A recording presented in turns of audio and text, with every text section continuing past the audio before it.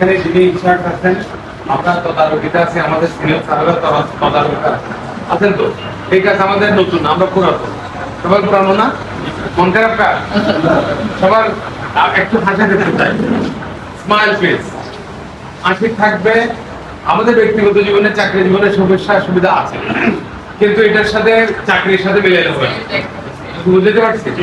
তা আমরা ব্যক্তিগত সুবিধা থাকলে আমরা ফিরে যাব, আমাদের ওয়েলফেয়ার আগে দেখবো, আপনার পরিবারের সুবিধা আমরা আগে দেখবো। আমাদের স্যারদের কাছে আমি যেমন কনস্টেবল মাকসুদ, উনি অসুস্থ, ওনার ওয়াইফ অসুস্থ, ওনার বাচ্চা অসুস্থ, স্যার ওনার ছুটির দরকার। দিস ইজ দ্য ওয়েলফেয়ার, ঠিক না?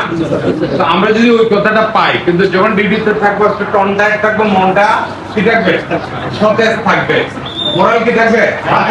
বলেন আবার।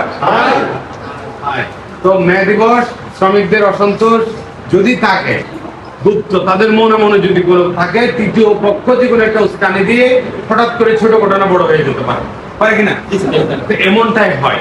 এই ফ্যাক্টরি গার্মেন্টসে আমরা বিভিন্ন অভিজ্ঞতা আছে, বিভিন্ন জায়গায় কাজ করেছি। আপনারা আমার চেয়ে অভিজ্ঞ, আমি গতকালকে জয়েন করেছি, কিন্তু আপনারা আমার চেয়ে অভিজ্ঞ, তাই না?